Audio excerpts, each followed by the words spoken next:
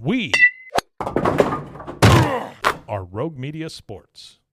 Reese's Peanut Butter Cups are the greatest, but let me play devil's advocate here. Let's see. So, no, that's a good thing.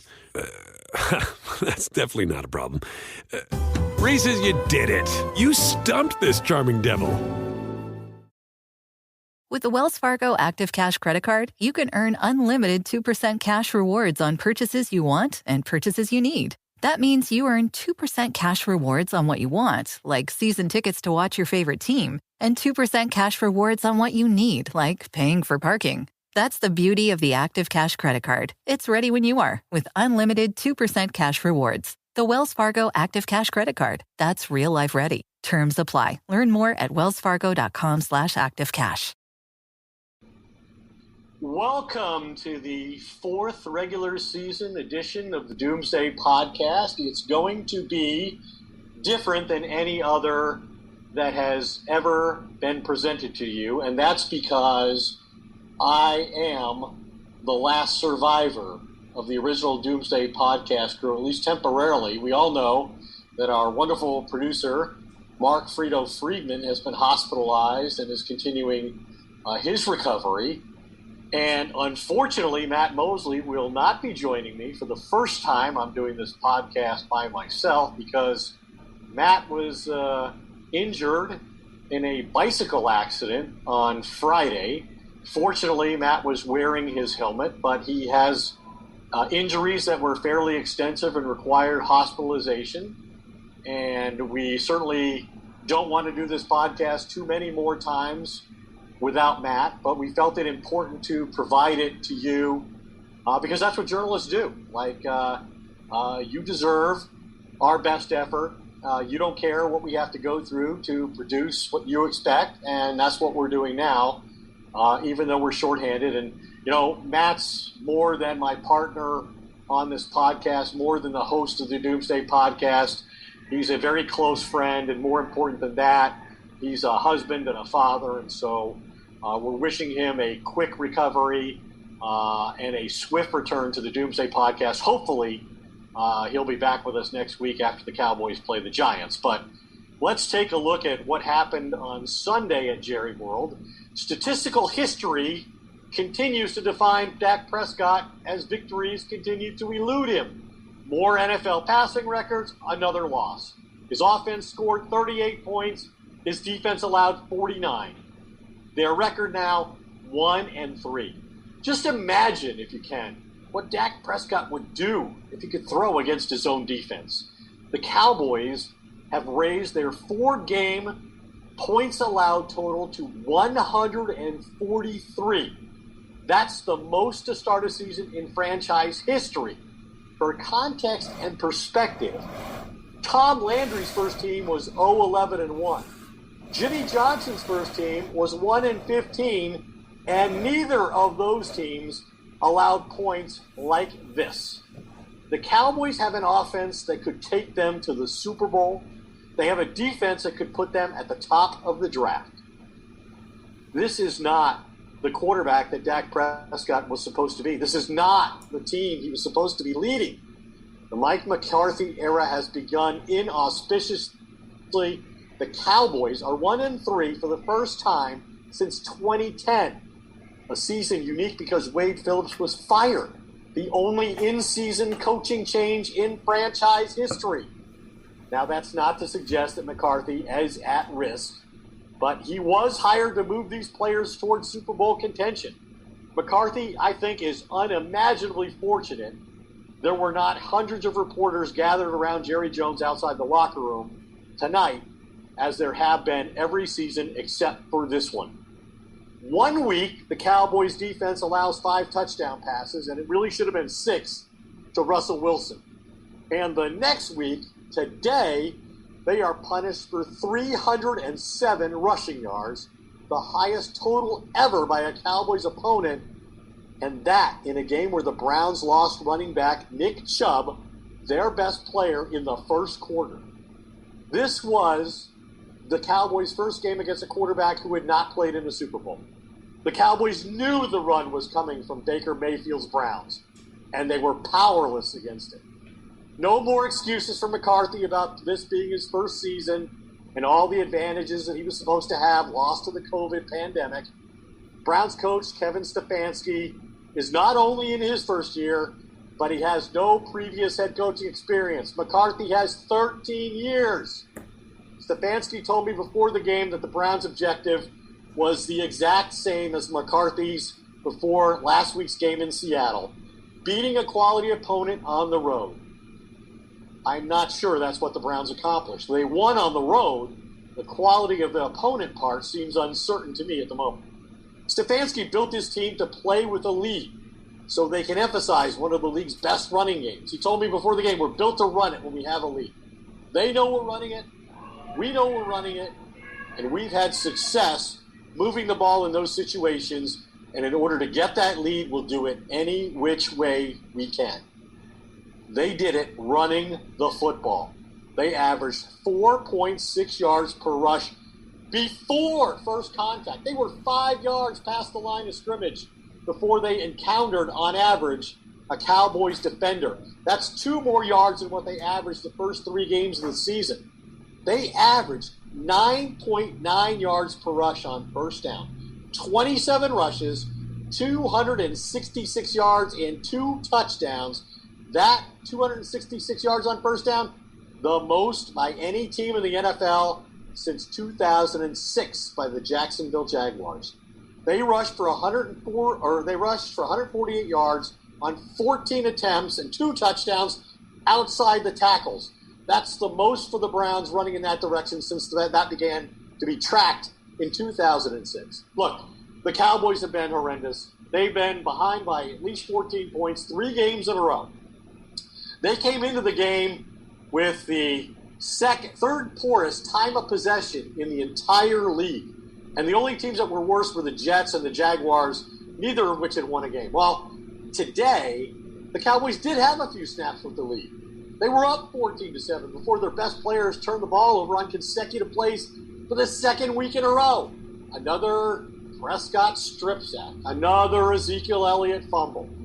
Once again, the Cowboys defense allowed touchdowns off both. That's their identity. They're -7 in turnover ratio, and their opponents had outscored them 45-3 following a takeaway. So soon it was 41-14. The Browns scored 34 straight points, and Dak Prescott is off to set his passing records and rally his team, something that has failed every time so far but once. Look at Dak Prescott's pass attempts in the first 4 games. 39 in week 1, 47 in week 2, 57 in week 3, 59 today. Every week he throws more passes than the week before. His final throw again, an interception. Dak Prescott is the 3rd player in NFL history to lose a game throwing for 500 yards and 4 touchdowns. And 2 of those 3 losses in history are by Cowboys quarterbacks, Dak Prescott and Tony Romo in 2013 against Peyton Manning's Broncos. Matt Stafford, who, oh, by the way, Dallas connections, Highland Park. So this is a Dallas stat.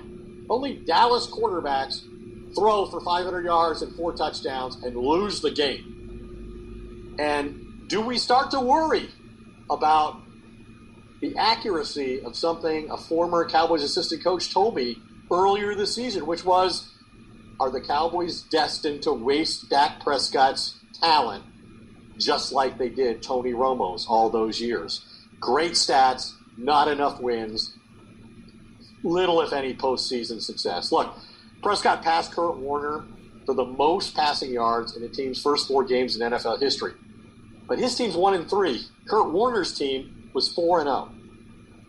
Prescott's thrown for over 400 yards in 3 consecutive games under Mike McCarthy. Ezekiel Elliott, who was, at this time last year, the highest paid running back in football, and the player that the Cowboys organization built their entire franchise around, he hasn't had a single 100-yard game yet.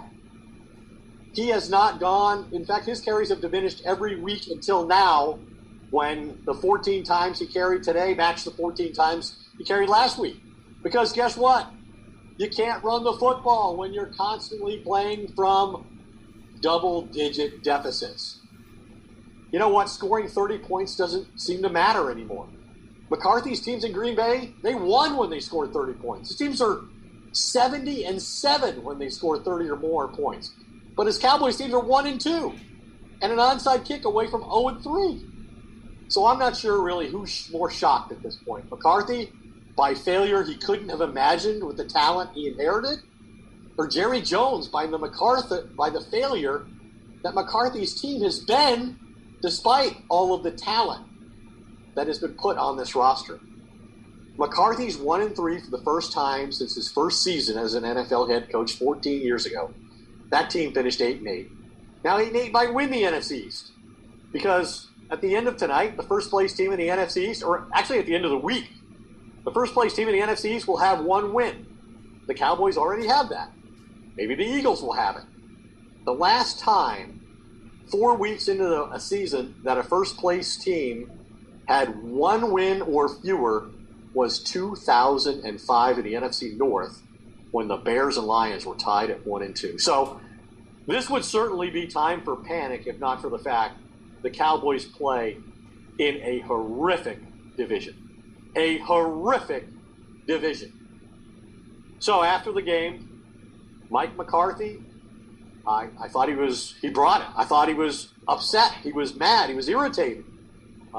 He indicted his entire team. He said they need to do a better job preparing and perform better as well, and that starts with him. And he said when your team performs and makes similar mistakes for 4 consecutive weeks, that's a pattern.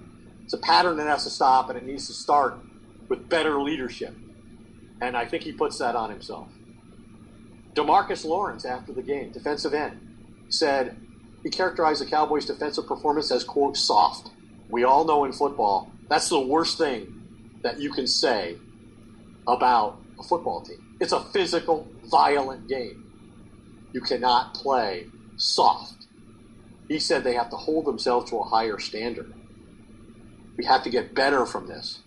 He said, it's not my job to think about what we're doing and whether it's right or it's wrong. My job is to make as many plays to help my team win as I can, and I don't feel I'm doing that.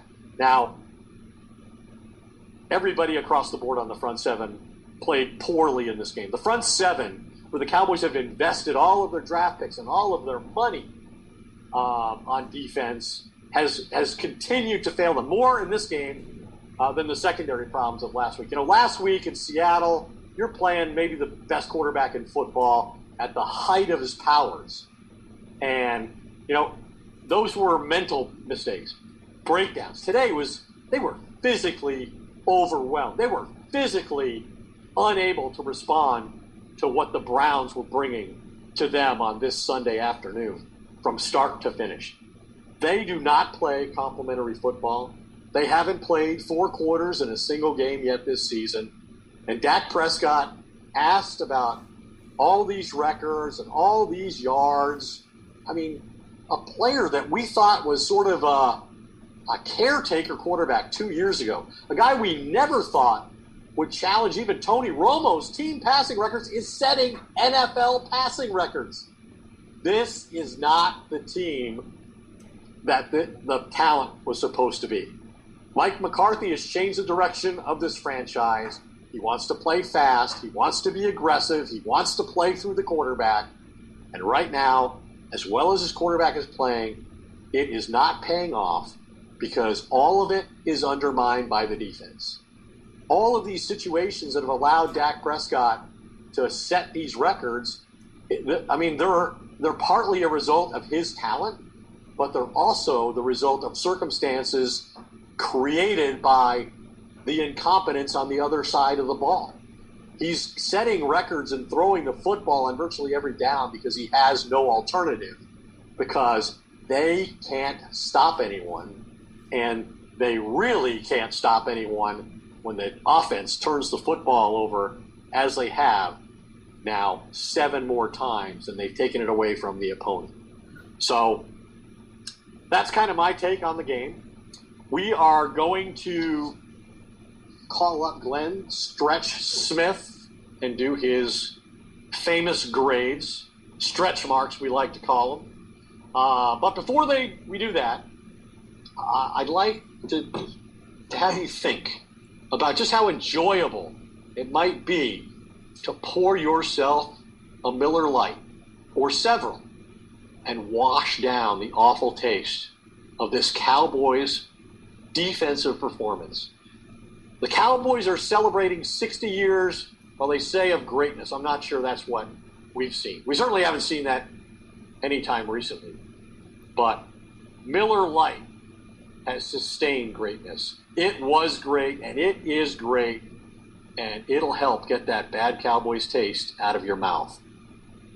And now, your favorite part of the Doomsday Podcast, especially when it's either this or it's me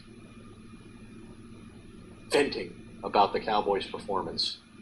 So let's bring in Glenn Stretch Smith and have him evaluate this performance in the specific way that only a former Cowboys scout and coach can. Stretch, are you there? I'm here. You guys got me? We have you clear, and I'll bet we're going to have you loud and clear. Ooh, you know what, Ed? I'm going to start by saying, in all of my time in the NFL, in all of my time grading film, watching film, and even in my early years when I got to the Cowboys, I don't think I've ever seen anything like this. I've never seen anything that is so poorly schemed, poorly coordinated, lack of execution, lack of ability to make adjustments. It's hard, and I'm going to start by saying this because I know you understand this. It's hard when you're in this business and you understand how hard it is to coach in the NFL. It's going to be hard for me to make these statements. And I mean, it's hard. I tried calling you today, and I'm saying this because, you know, I respect, and I've always respected the job that you do, and I'm not saying this patronizing you. I'm saying this because I know that you know that with me being on this side of the business, I look for your guidance. I look for you to help me. I look for you to mentor me so that I don't say or phrase things unprofessionally, so that I don't say or phrase something that is open-ended, is loose, or feels like you just took out your ball-peen hammer and whacked me across the knee, and it was a response that I gave you. I never want it to feel that way. And so, you know, the game ends, and I know damn well what you're doing.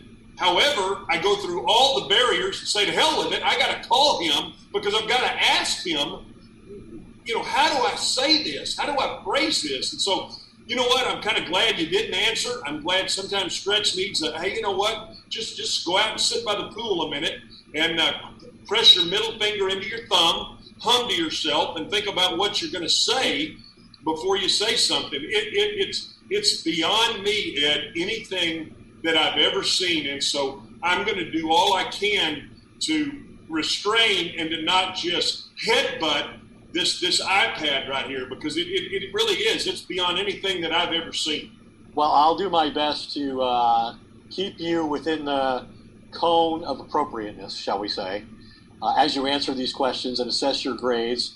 And I want to explain, since you made the point that you called me and I didn't answer, it was only because I was taking care of a couple of post-game television responsibilities. I was participating in the interviews via Zoom, and then I had two elements I had to tape for ESPN TV tonight. So that's the only reason I didn't answer your call. But I'm glad. And so know this. This is how insane it is. I already knew that. I already knew it. And I said I couldn't make my thumb not hit the dial. I already knew that. I already knew what you were doing. But I was so frustrated with what I had just seen, and knowing the circumstances, you know, that we're in and we're trying to navigate through. It didn't matter. You put the stop sign up. You said, Stretch, I'm busy. I know you've got TV responsibility. Hey, I blew right through it. I said to hell with it. And you know what? And good for you. You let it roll the voicemail. And then I said, well, to hell with him too. So before we get to the grades, there's a couple things that stand out to me in this game from a coaching perspective that I really have to question. And the first one is you're in the red zone on defense after a turnover, and you have Daryl Worley matched up against Odell Beckham Jr. man-to-man. How in the world do you think that's going to work? Well, so what I'm telling you is, and help me if that I remember this right yet, I believe they ran motion across the formation. They ran Beckham in motion across the formation. I believe that what is happening with this defense is that you have to set the edge some way, somehow. Whether that's your defensive end with his alignment, whether that's your Sam or your Will linebacker who scrape outside after your defensive end decides where he's going. Somebody has to have that gap responsibility. The only other way you could do it would to be to have a safety come down and set the edge of your defense. So when they went in motion, this again, I don't have the call sheet. I just look at the film and I try to take a gander and I try to guess to the best of my ability. They run Beckham in motion, and because Worley was supposed to set the edge of the defense, they bumped the coverage, and that's how they got the mismatch in playing Odell Beckham matched up against Worley. And you're exactly correct. I mean, that's a matchup nightmare, and they ran an easy, I believe it was a speed out for about 10 yards on 3rd and about 8.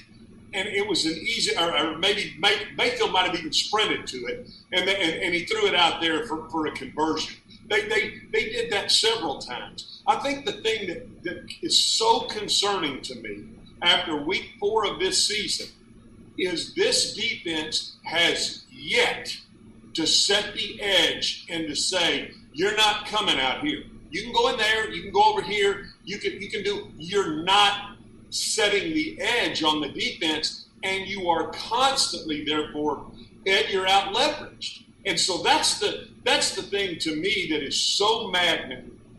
And I know you're going to want to, we're going to want to get into grading, and we always do week for week grading the defense. I mean, is it a painful thing? I mean, I can't give a single person defensively anything except an F. And I'm talking about I can't do it. I went back specifically and I'm looking for a play here or a play there, or I'm looking for something that gives me some want to say, wow, at least they're moving the right direction here. I mean, I'm just telling you, and this may sound crazy.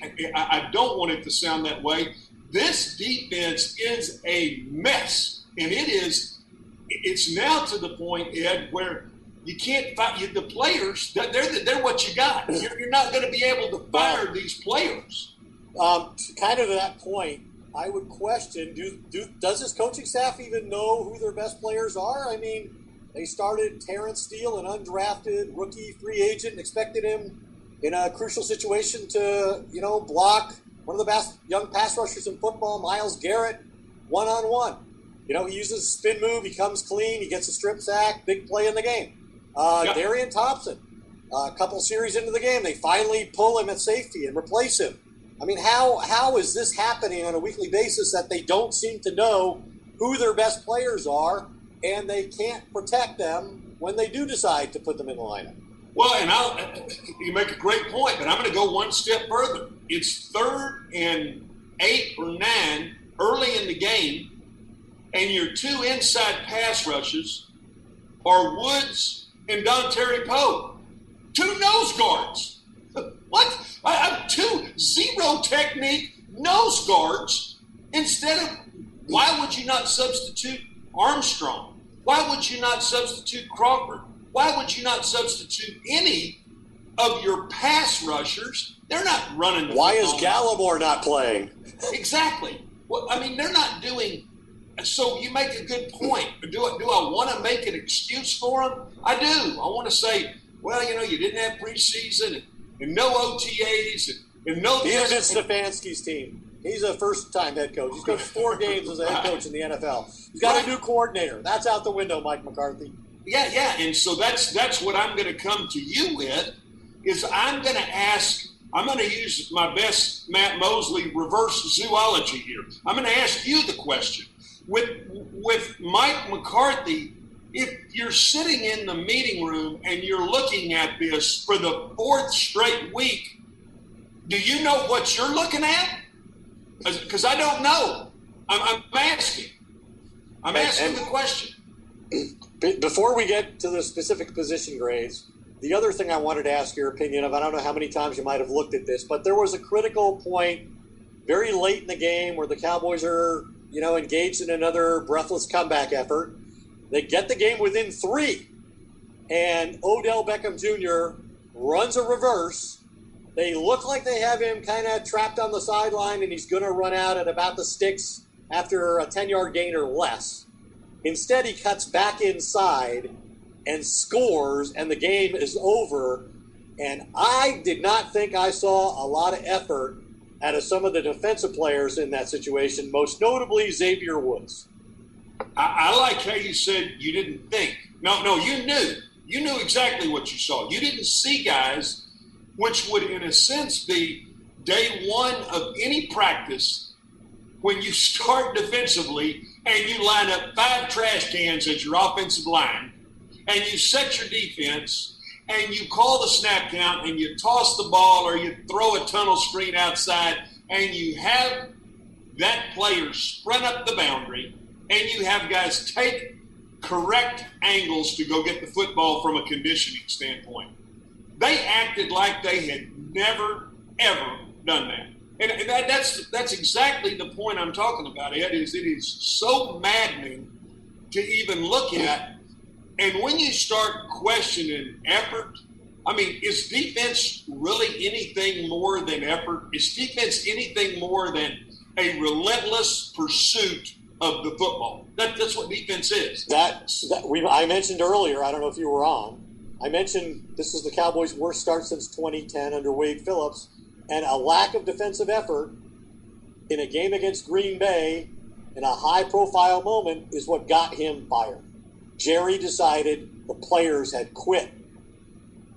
I think a lack of effort on this play, given the circumstances, is quite an indictment of the players and the coaches if they don't deal with it appropriately. I could tell you there were 2 or 3 plays where I felt like there was lack of effort to get to the football. And so that, but before we start into this, I find myself saying, and I'm like you. I kind of call my sources and I say, before I step out on this plank right here, Ray Rhodes, are you seeing what I'm seeing? It's like those run flat tires. Are your eyes lying or is the tire flat? Which one is it? And you find yourself somewhat, questioning even your own what you're seeing. And so I'll say this, Ed, it was multiple plays that I saw that. And when you look at that and you see that as a coach, that has to make you more sick at your stomach than anything, because ultimately we're not talking about a Sun Belt team beating a Big 12 team. We're not talking about an upset. We're talking about professional football, the NFL. Guys getting paid big money and not giving effort. It's unheard of. It's unlike any. And so I go back to the question. Now, I was initially saying we needed to change responsibilities. And I'll say this on the podcast. I called you last week and said, Ed, you can't do this. You got to change response. Somebody has to change. Somebody's got to be held accountable for this. Now I'm starting to say. In other words, you were saying that Mike Nolan needed to delegate responsibilities differently on defense, or Mike McCarthy needed to change the responsibilities on the defensive side of the ball. 100%.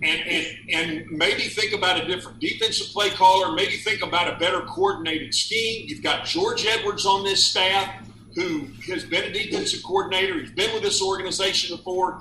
He's been in a 4-3 defense. This is a new scheme they're trying to put in. Do they have the personnel to fit the scheme that they're trying to put in? We've got a 3-week sample size. Now it's a 4-week sample size. At what point, ultimately, it's the head coach's responsibility? You know, I used to say this about Rex Ryan all the time. He's a heck of a defensive coordinator, but you got to coach all assets of the game, all facets of the game.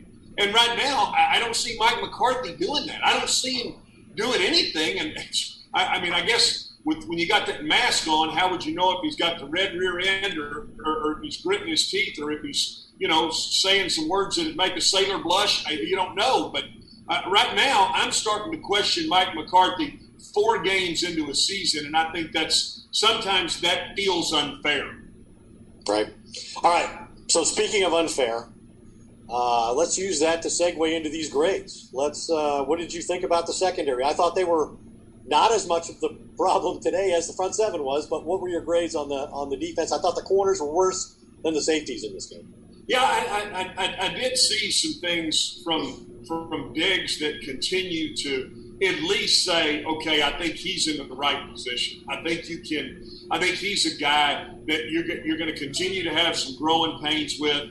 And so I think he's a guy that you can live with. I did see some things out of the safeties. I did see Woods give up like you did, but I also saw some things in there from a coverage standpoint that at least allowed me to say, okay, maybe they're playing a little better. They're playing a little better leverage. They're playing. They were one time they ran a double move and Diggs pressed him into the boundary. Did a nice job with a man coverage situation, and isn't that sad? He's just in the right position, and that's what's going to base me to give him a D.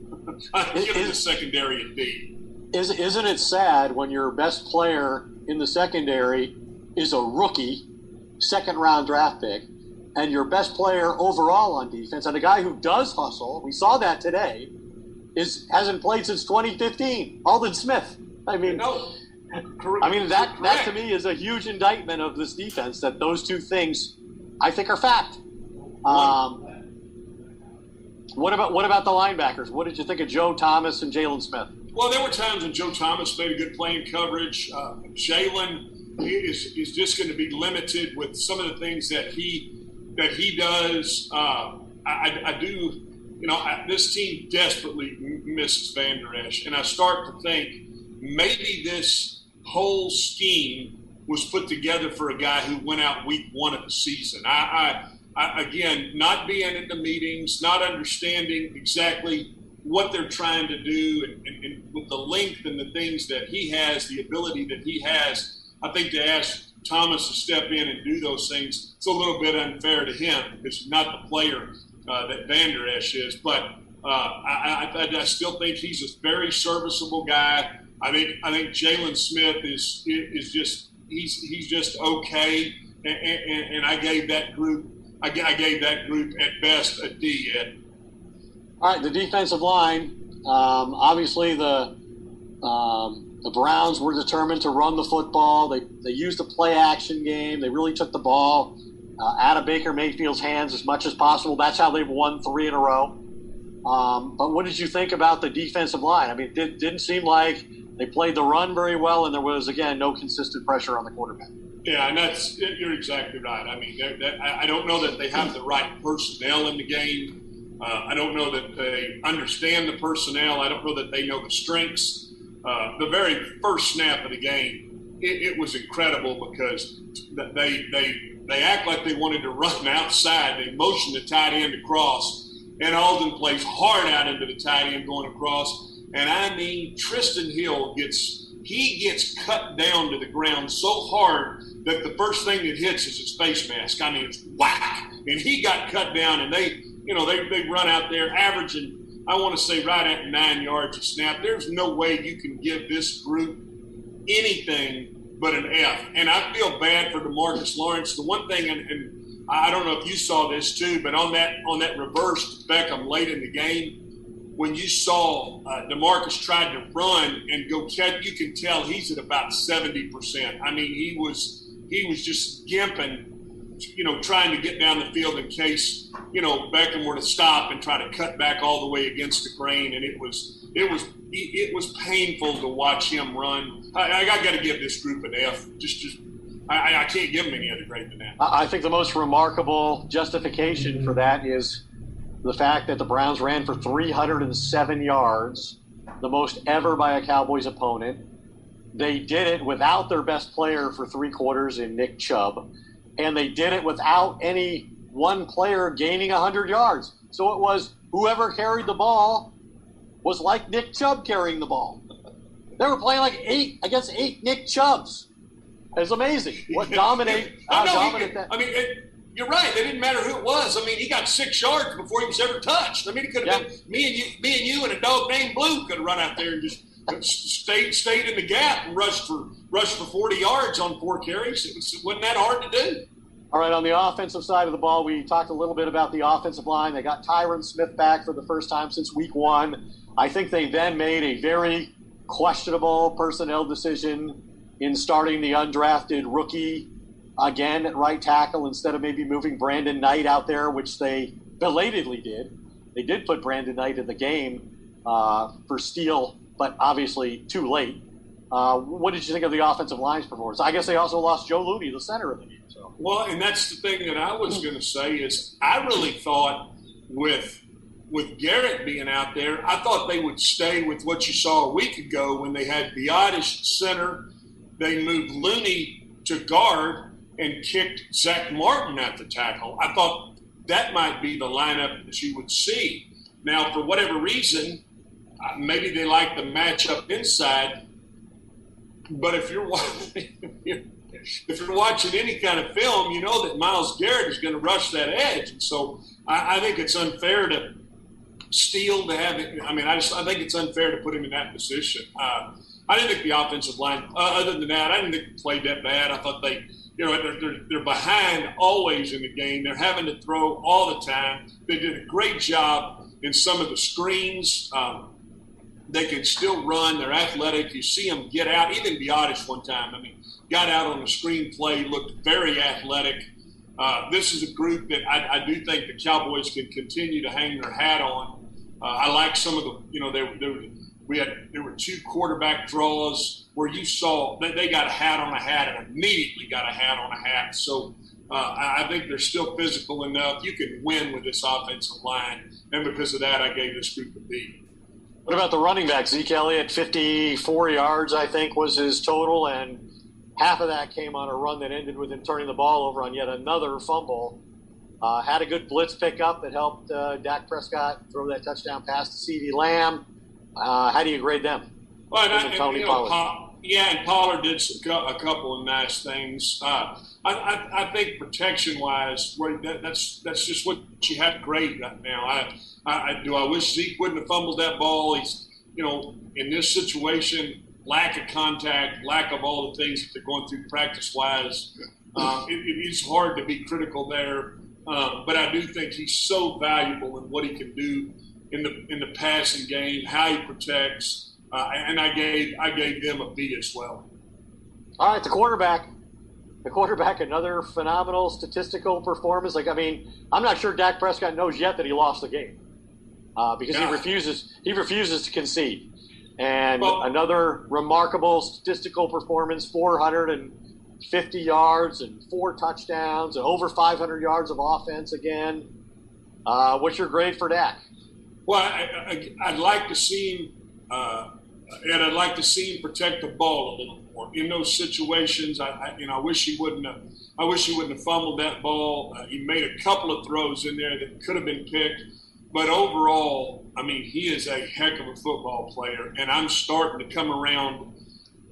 When you have to throw the ball all the time, and you're putting it in some of the windows that he's putting it in, I'll have to say that, do I think it's amazing that he's throwing for this kind of yards? It doesn't really matter. I don't really you're behind, you're having to throw all the time. But what I'm more impressed with about him is that he doesn't give up. You can tell he's the leader. They're down 28. 41-14.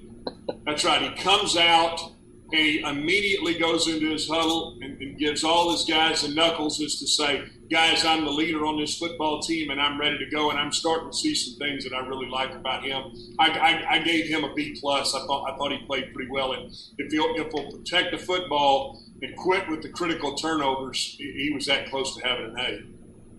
And I would argue that his interception was the result of Amari Cooper not finishing his route in the red zone late in the game, and Amari Cooper took that responsibility and put the blame on himself in that situation as well. So since we're talking about the wide receivers, let's assess their performance with a grade. I'm continually impressed with some of these guys, Noah Brown, Wilson. I'm impressed with some of these guys that are stepping up and understanding what to do. Yeah, and even Dalton Schultz and the Belldozer. I mean, I thought both of those guys. I mean, I thought the receivers played well enough to win you the football game. Do you have to cross the corner's face on a slant? I don't care if it's one step, if it's a half step, if it's 6 inches. The quarterback has to have the confidence that you'll cross his face in that situation. So because he's throwing it right at the defender. Correct. He's throwing that ball right at the defender, and he's trusting his receiver is going to get there. Correct. And I didn't necessarily ding him for that. It was the one late that he threw up the seam to Schultz that I thought was going to get picked. But I thought the receivers, I thought the tight ends blocking, I thought the tight ends catching the football, I thought the tight ends getting up the field. I think the receivers blocked the perimeter very well in this offense. So I gave them a B+ as well. I mean, you're getting winning grades out of this offense all the way around. Okay, last thing, special teams. The most interesting play, obviously, was that they were offside, but they blocked an extra point that the Browns wound up knocking into the end zone and recovering there. So they were trying for 1 point, and as Cowboys, luck would have it, in this season, they gave up 2. What'd you think of the special teams? Well, I thought the first bad play was for Pollard to let the ball hit on the 5-yard line, and then he just kind of stood there and looked at it before he went and grabbed it. I'm not sure what he was thinking there. Special teams wise, you point to the play that happened where they blocked it. Then they Jalen Smith they just let it go. Nothing would have happened. But obviously they're trying to return it, get 2 points.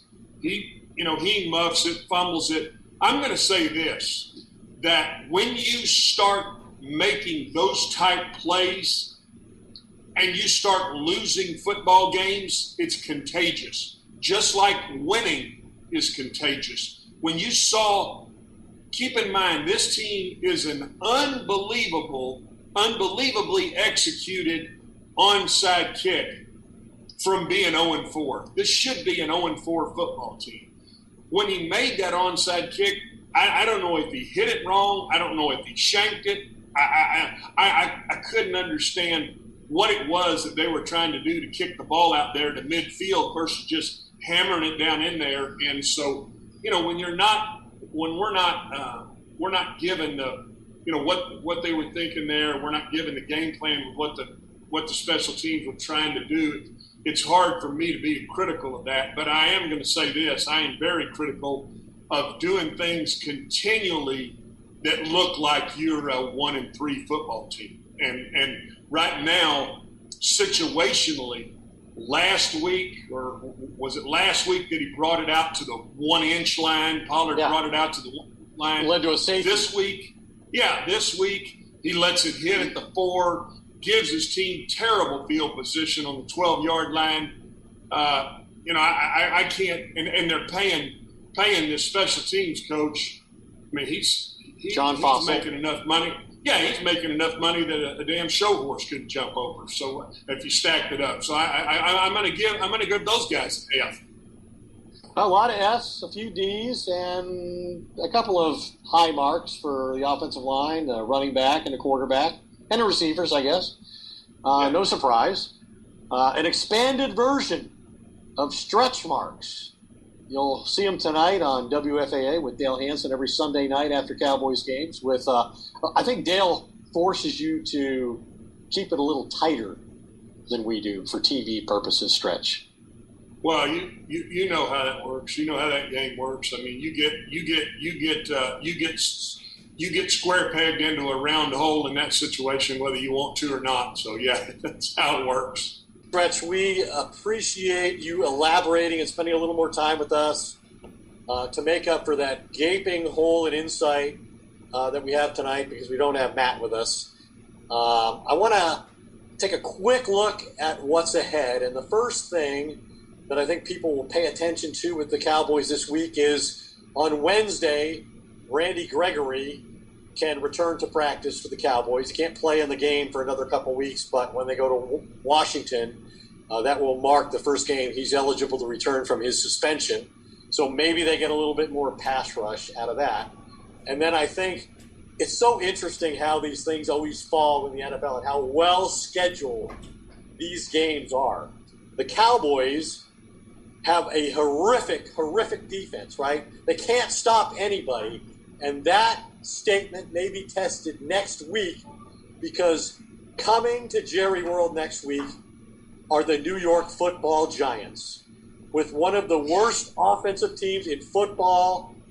And the play caller on offense is none other than Jason Garrett, who for the 9 years before Mike McCarthy was the Cowboys head coach, not renewed, replaced by Mike McCarthy.